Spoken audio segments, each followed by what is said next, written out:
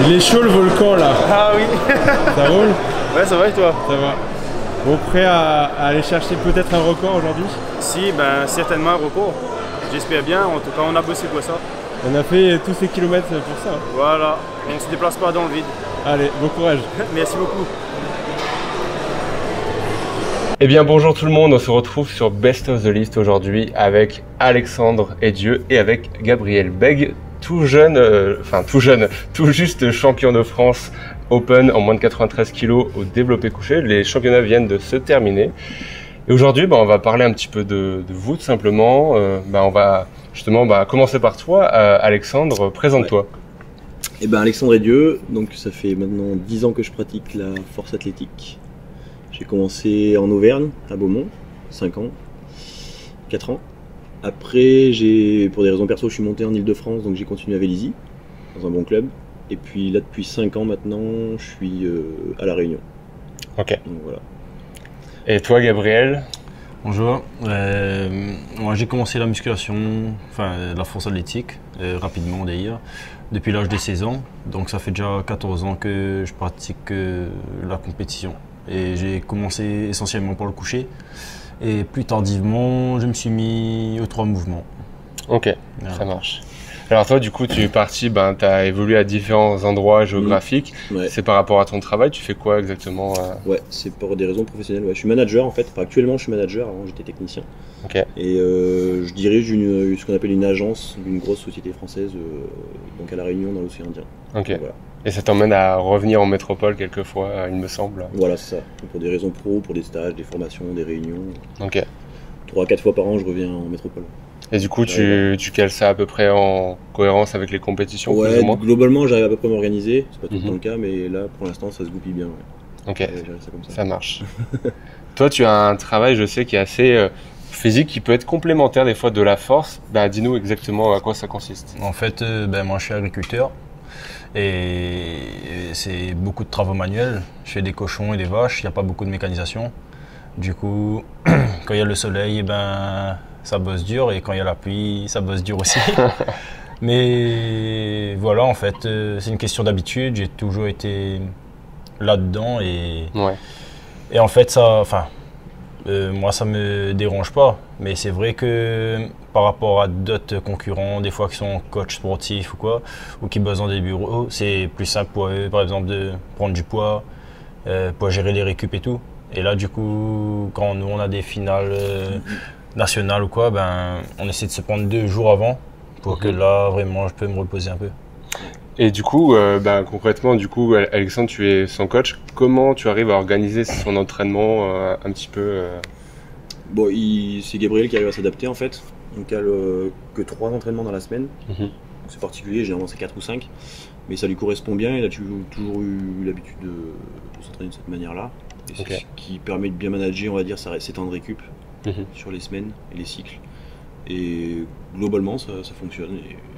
Il n'y a pas grand chose à adapter. Il y a beaucoup de SBD, très peu d'assistance au final. Mais c'est propre à Gabriel, quoi. Il n'y a que lui qui fonctionne comme ça. C'est du coup assez spécifique comme entraînement, on va dire. Complètement, c'est très individualisé. Et après, il a une grosse expérience, un gros passif. Ça fait 10 ans qu'il pratique. J'ai vu première compétition en 2009, exactement, saison 2009-2010. Ouais, c'est ça. Donc plus de 40 compétitions officiellement. Donc il a de l'expérience et de l'expérience au haut niveau. Donc ça compte aussi, quoi. Oui. C'est un athlète qui est mature en fait, Gabriel. Tout le monde le connaît depuis pas longtemps, mais en vrai il est mature depuis longtemps. Ok. Et j'ai vu, tu as réalisé aussi les minima Europe en 3 mouvements récemment lors d'une compétition à l'île de la Réunion. Ouais, c'est ça. Et c'est l'objectif de venir au championnat d'Europe peut-être? Oui, j'aimerais un jour toucher les championnats internationaux. Et là aujourd'hui, faire minima monde au coucher, ça conforte un peu mon envie. Parce que la barre de 207.5 que j'ai choisie en 3e barre, c'était pas anodin. Et voilà. Si, moi, je fais tout ça par passion, mais tant que je vois qu'il y a du jus, on en voit. Qui peut le plus, peut le moins. Oui. Et on va essayer d'aller chercher le plus petit à petit. Voilà, c'est ça. On essaie de faire les choses pas à pas, on essaie de bosser intelligemment. Et ça tombe bien avec Alexandre parce que même c'est lui qui me calmait au début sur les compétitions. Et là, aujourd'hui, on arrive à être vraiment en symbiose. Et je pense que c'est ça qui fait qu'on a des résultats qui payent compète après compète. Ok. Et tu le coaches depuis que tu arrives à l'île de la Réunion ou avant? Non, moi ça fait 5 ans que je suis à la Réunion et ça fait 2 ans maintenant. Après début confinement.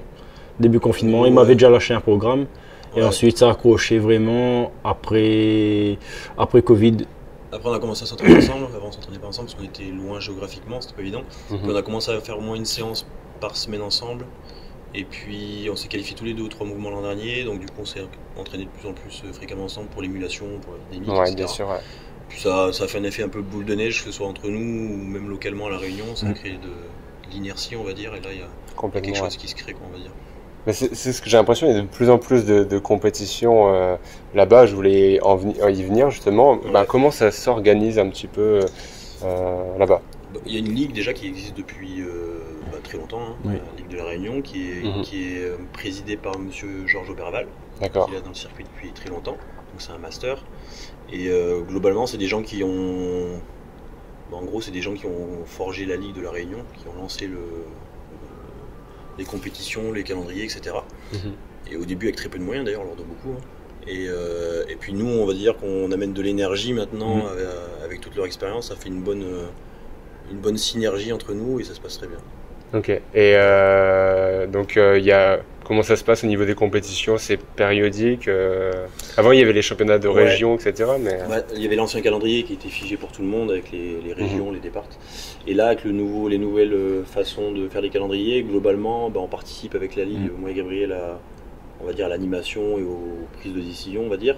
On est tous ensemble et on a pris la décision d'organiser, de faire au moins une compétition qualificative France 3 mouvements et développé couché par trimestre. Par trimestre. Donc il y a une pour 3 trimestres. Une par trimestre, pardon. Okay. Donc globalement, ça fonctionne comme ça. Donc ça demande beaucoup d'énergie et de logistique, mais on y arrive. Ça compose à peu près combien de compétiteurs là-bas, tu le sais? Alors j'ai pas le nombre de licences compétiteurs, mais globalement, je pense que ça a doublé là, avec tout ce qui s'est créé. La dynamique. Et je pense que globalement ça a doublé. On a doublé aussi le nombre de compètes en gros. Et à chaque compète, alors les compètes sont limitées à 30-35 sur la Réunion. D'accord. Et globalement c'est pour une raison particulière? Pour l'organisation. Okay. Donc globalement peut-être qu'un jour ça changera ou qu'il y aura un gros événement un jour si ça continue. On le souhaite. Mais globalement c'est 30-35 pour des raisons d'organisation. Ok. Quand tu dis gros événements, tu as une idée peut-être derrière la tête? Non, mais pourquoi pas organiser une grosse compète avec, je sais pas moi, des invités. Voilà, 2-3 grosses affiches hors Ligue Réunion pour créer une compète à gros niveau. Pourquoi pas, on y pense, de plus en plus. Il y a beaucoup de monde qui s'entraîne en musculation classique là-bas qui pourrait être attiré justement par ce sport. En fait, la Réunion, on est combien? On est 850 000 environ personnes à la Réunion, donc il y a quand même beaucoup de monde.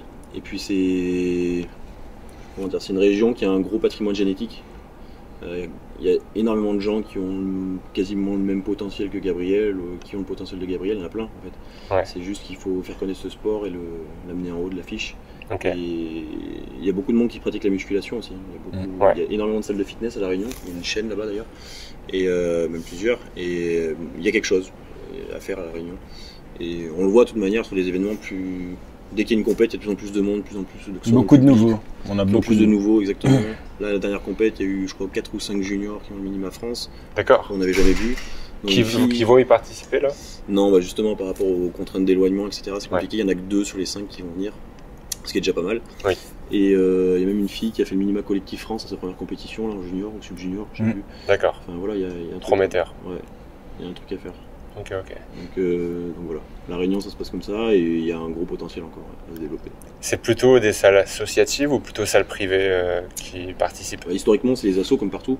Il y a le club de la Grande Montée, c'est un club historique, le club de Saint-Paul, ça c'est les clubs historiques associatifs. Il y a un club qui a beaucoup apporté aussi à la force, c'est CrossFit La Fournaise, qui ont porté beaucoup de compétitions, qui continuent d'en porter d'ailleurs. Et notamment pendant le Covid, il y avait qu'eux qui portaient les compétitions, donc heureusement qu'ils étaient là. Et là récemment, on a créé un club avec Gabriel du coup à Saint-Joseph, sa ville natale. D'accord. Donc c'est Force Viking Manapani. Et puis il y a aussi un nouveau club à Étincelé qui s'est créé, donc dans le sud-ouest. Donc pas mal de nouveaux clubs pour attirer justement. Il y a encore d'autres clubs qui sont dans les tuyaux là, j'ai l'impression. On en parle, donc tant mieux. C'est que c'est prometteur. Oui. Il y a des trucs à faire. CrossFit Manapani, voilà. C'est là où vous entraînez du coup. Voilà, c'est ça. En fait, CrossFit Manapani, c'est une box de CrossFit et avec la gérante, on a décidé de monter une association de force athlétique. On se connaissait depuis un moment et du coup, elle a loué un local à côté et avec Alex, on a acheté un peu de matos. On a bricolé un peu aussi. Et puis la ligue, on Ouais. met de la disposition du matériel. Ouais, la ligue nous a apporté un banc, encore du poids. Et du coup, on a un petit accès déjà correct pour faire de la force. Et eux aussi, ils prennent un peu le matos, ils font du fruit avec, ils prennent l'espace. Pour le Quand tu CrossFit dis ils aussi. font du fruit avec, ça veut Du dire... fruit. Ah, du fruit, ah, pardon. Ok. Ouais, c'est l'espace libre en fausse Ok. du CrossFit hors WOD. Ok, ça marche. Et ils font pas du jus de fruits. Ouais. C'est l'accent de la Réunion. Ouais. Ça marche. Et donc justement, le CrossFit qui pratique beaucoup les mouvements de force athlétique, est-ce que des CrossFitters, via cette association, du coup, sont attirés par la force, du coup indirectement peut-être? Indirectement, il y a quelques-uns qui sont attirés. Après, finalement, et à notre surprise, c'est plus les coachs. Ok.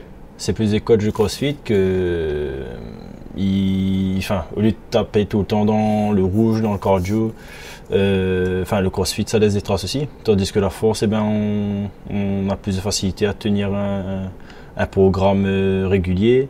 Et après une compète, on n'est pas forcément éclaté, quoi. Oui. La force, ça préserve quand même un peu plus. Et oui, on touche quand même pas mal de monde. Après, ce qui fait peur un peu les crossfitters, malheureusement, c'est le coucher. Parce que au CrossFit, il n'y a pas beaucoup de développé couché. Mais c'est vrai que, on a repéré qu'il y a énormément de potentiel, surtout sur les filles. Les femmes, elles prennent du squat ou du soulevé de terre déjà lourd. Elles ont des bonnes capacités, mais après, il faut se lancer, quoi. Ok. C'est compliqué pour eux d'associer le tout. C'est exigeant de faire de la force. Si en plus il y a le CrossFit à côté, c'est pas forcément évident. Et on a parlé effectivement des salles de fitness, mais il y a plus de 30 box de CrossFit à La Réunion en fait affiliées. 30 affiliées CrossFit. Ouais. Okay. Donc c'est une terre sportive qu'on va dire. Donc potentiellement 30 qui pourraient s'affilier à la force athlétique par exemple. Voilà, peut-être. dans l'idéal on va dire, mais voilà. Effectivement il y a beaucoup de gens qui liftent déjà. Ok. Et qui ont cette culture du sport. Ok. Donc c'est pour ça qu'il y a un truc à faire. Mais c'est une niche sportive de manière générale. Ouais, tout à fait. Par exemple, si on peut comparer un peu avec les sports similaires, l'haltéro, c'est une ligue à La Réunion qui a des très bons résultats, et que ce soit dans les équipes ou dans les individuels.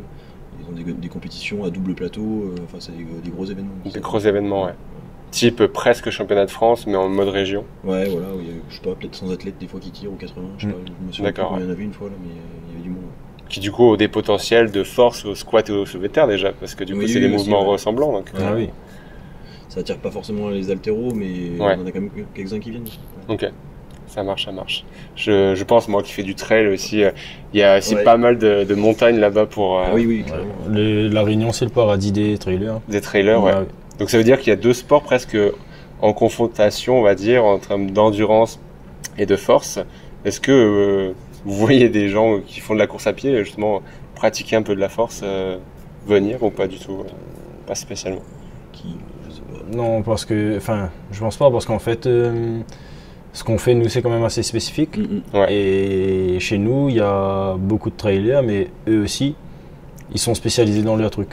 Et du coup, chez nous, on a vraiment du haut niveau aussi en trailer. Ok. Et ça me fait le lien, en fait, parce qu'en force athlétique, on pense souvent à justement le spécifique. Tout à l'heure, on parlait de la récupération, etc. Est-ce que, pour l'entraînement, est-ce qu'il y a des entraînements de récupération dont tu peux faire, par exemple, de type cardio, plus ou moins un peu, ou pas du tout? Lui, tous les jours, son boulot. Tous les jours, ouais. Moi, je bouge tous les jours, donc finalement, je fais pas vraiment de cardio, mais... Son activité hors sport, elle est là. Voilà. Ouais. Moi, ça fait combien d'heures par jour, à peu près, de travail que je bosse? Ouais. En moyenne, 9 heures. Ok. Voilà. Et 7 jours sur 7? Oui. Non, le samedi et le dimanche, je relâche un peu, je m'occupe des animaux, j'essaie de faire le minimum. J'ai mon gamin aussi le week-end, mais sinon, oui, 9 heures, 10 heures, ça c'est sûr. Sans compter la partie administrative que je compte pas parce que je fais tout moi-même. Et oui. Et voilà. Tu as des salariés, tu disais peut-être? Si, j'ai quand même 3 salariés, un apprenti. Du coup, j'arrive à gérer un peu. Ok, ça marche. Une question que je vous pose à tous les deux. Là, on parlait de l'évolution de la force sur l'île de la Réunion.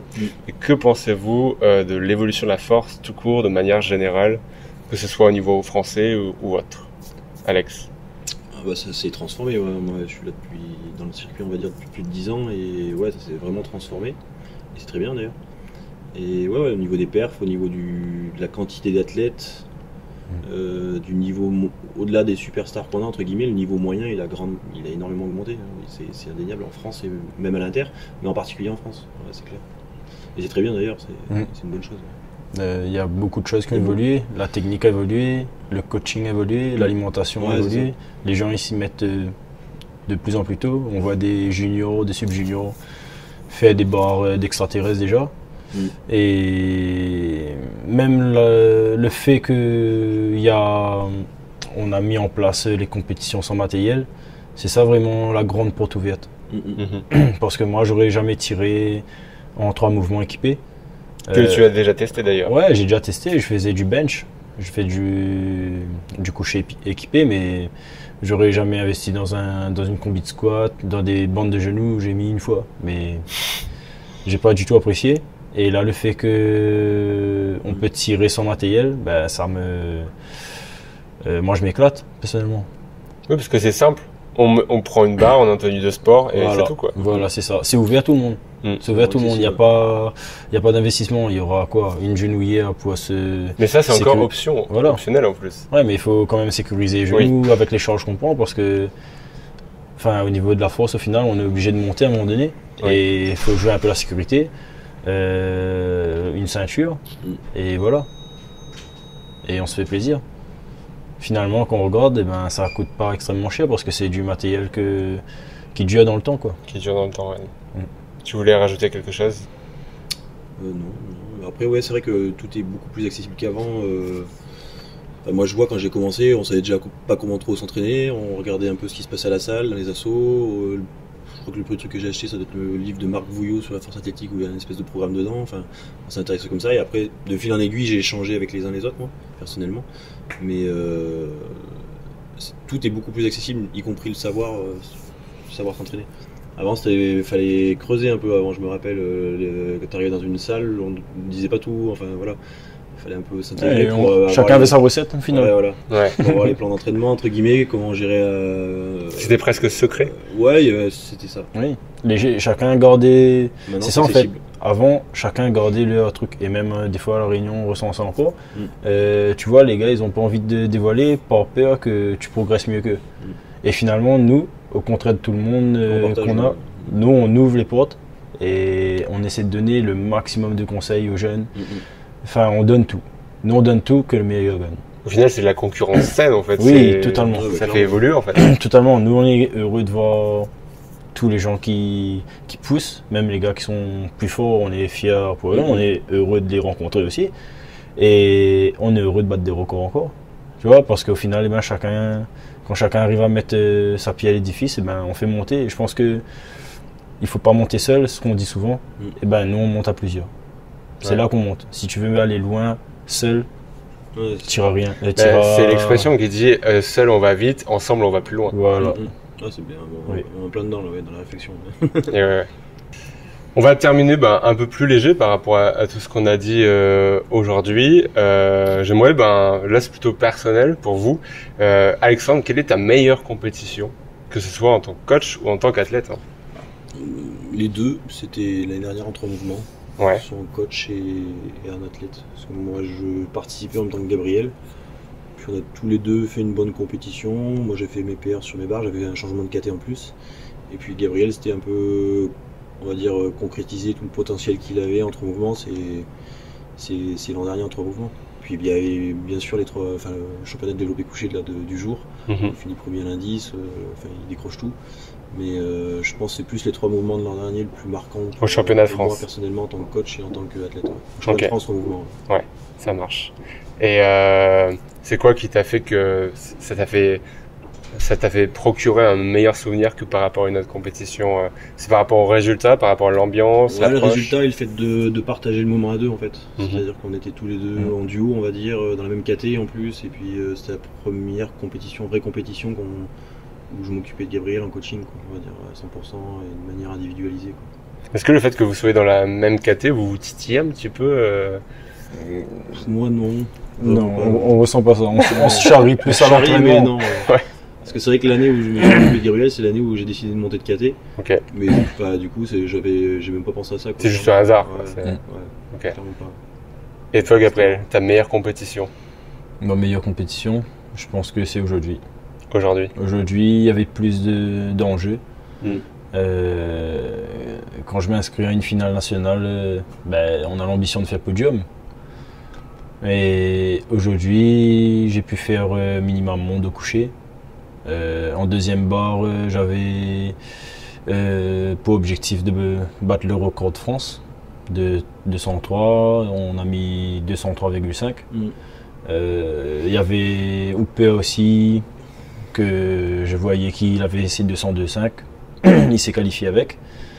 Et je pensais qu'il y aurait eu le match là-dessus. Mais finalement, on a continué notre plan de match. On voulait les 207,5. Je les ai ratés en décembre. Et là, aujourd'hui, on a fait ça. Donc, une compétition, premier à l'indice, premier dans la KT,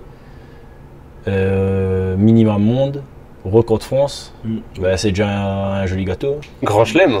Oui. Grand chelem. Ouais. Et qu'est-ce qu'on peut vous souhaiter pour la suite, justement? C'est facile pour moi. C'est de continuer à travailler en équipe, qu'on arrive à ramener plein de monde avec nous pour les prochaines finales nationales. Il y a du monde en métropole, à La Réunion qui nous pousse, et eux aussi qu'on est en train de les pousser pour qu'ils viennent avec nous.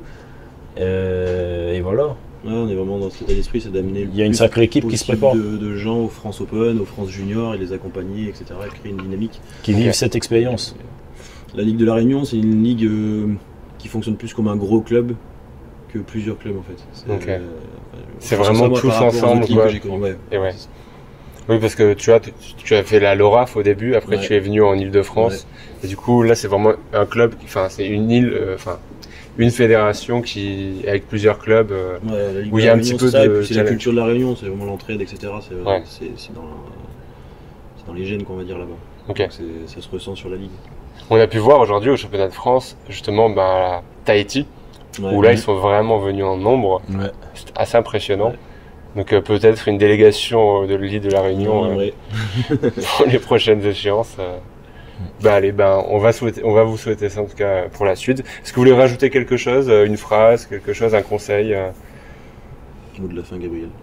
Moi j'ai envie de dire à tous les jeunes qui commencent la muscu, ceux qui kiffent un peu le sport, la force, le squat, le coucher ou le tir, même s'ils commencent bas, il faut rien lâcher.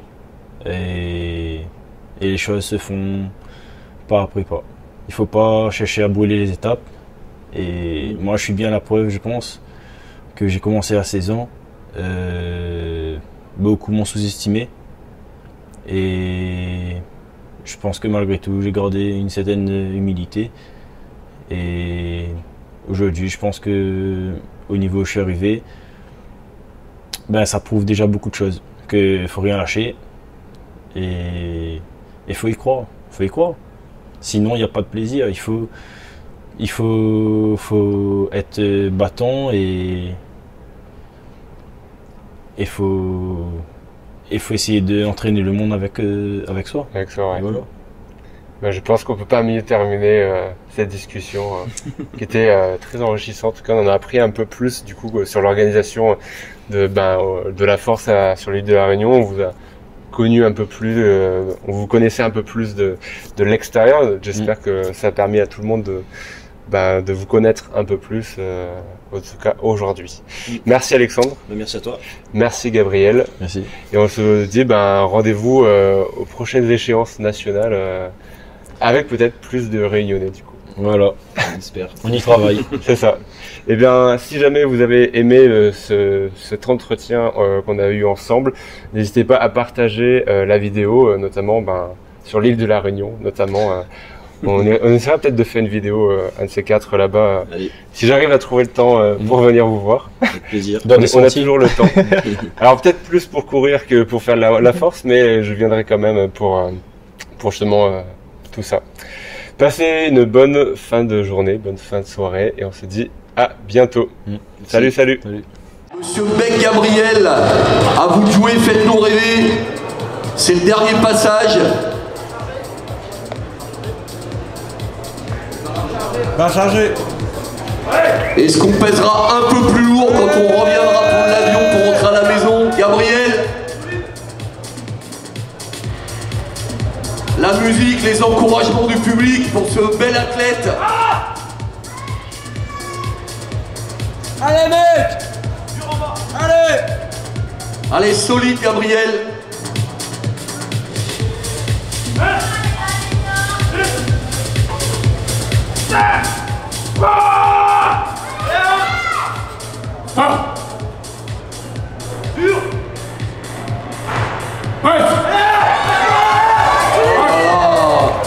C'est une formalité, messieurs, dames.